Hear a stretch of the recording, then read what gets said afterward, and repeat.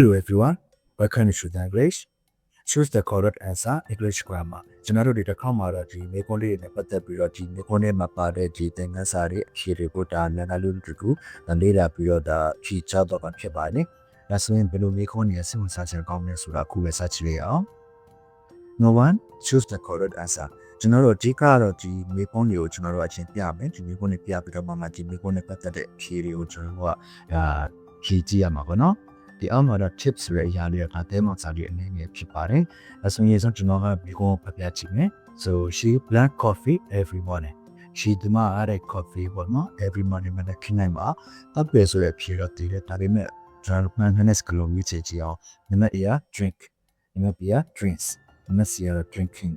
ဟုတ်ပြီနော်။ဆိုတော့ကျွန်တော်ကတော့ဒါအဖြေကိုတော့ဒါတစ်ခါလေးပြချတော့မှာပေါ့နော်။ဒါလေးတော့ကလည်း video လေးကို pause ခဏလုပ်လိုက်ပါခဏလေးကြားလိုက်ပါပေါ့နော်။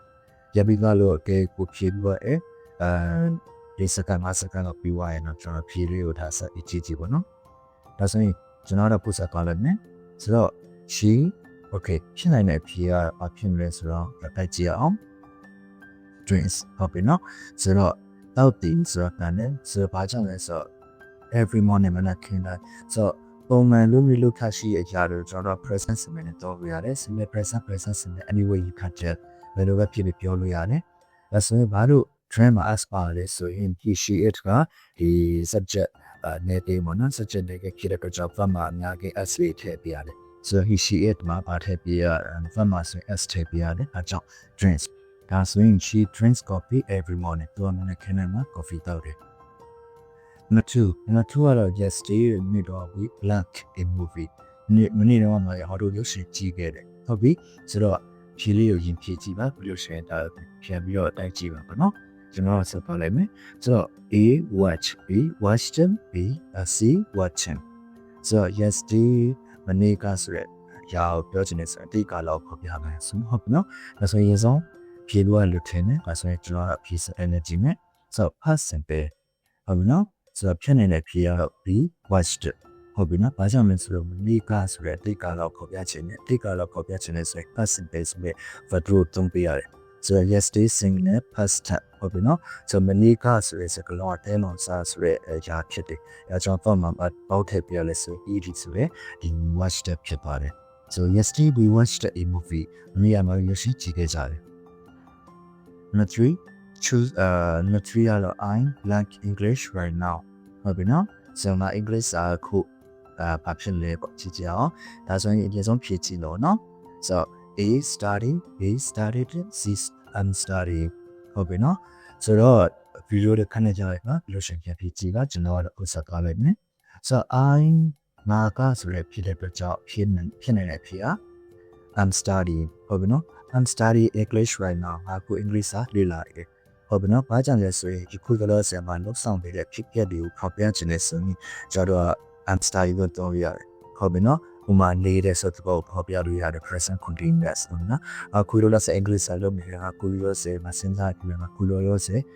လက်ဆောင်နေတဲ့လိုမျိုးတွေပေါ့ဒါကြောင့် I'm simplifying it လို့ပြောပြရတယ်ဆိုတော့အဓိကတဲ့လို့စာ now ဆိုတဲ့စကားလုံးပေါ့နော် right now ဆိုတဲ့စကားလုံးပြတဲ့လို့စာဖြစ်တယ် so we use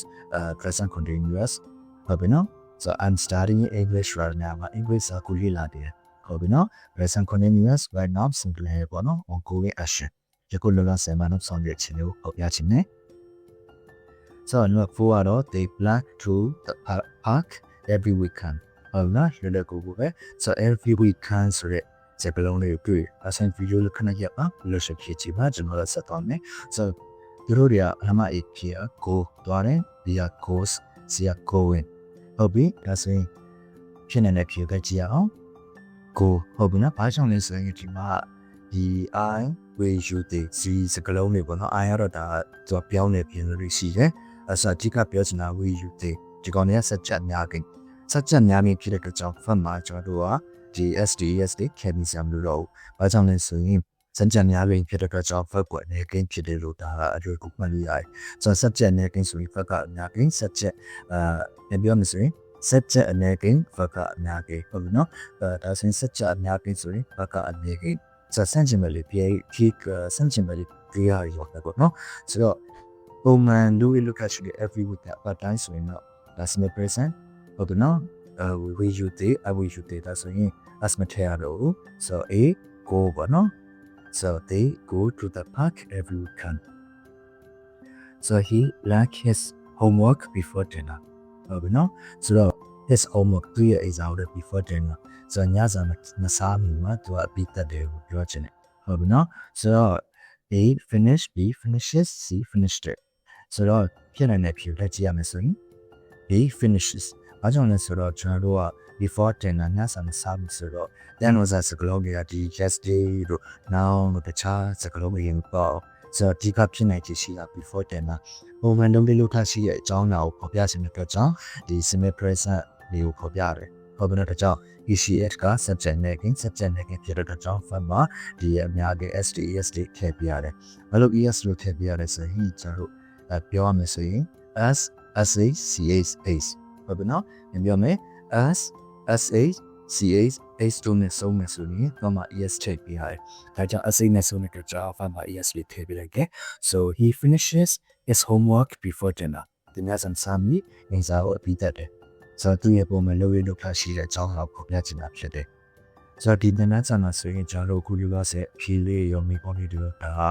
ဆက်ပြီးလေ့လာခဲ့ five question ။အစမင်းနာလေးတို့ကဒီခုသင်ခန်းစာမှာဆိုရင်ဒီကောင်ကိုကျွန်တော်တို့တူတူလေ့လာခဲ့တာဖြစ်ပါတယ်။ဆိုတော့ဒီသင်ခန်းစာကပါဒီ practical ကြီးရလဲဆိုရင် English စာအုပ်ကမှကိုတစ်ပတ်ကနေဒါတူတက်စီလို့ဒီရွက်ချက်ရဲ့ပြီးလို့ရှိရင်ပြီးဖြေလေးကိုဒါတူတူလေ့လာတော့ပဲဆိုရွက်ချက်ပဲဒါလေ့လာခဲ့တာဖြစ်ပါတယ်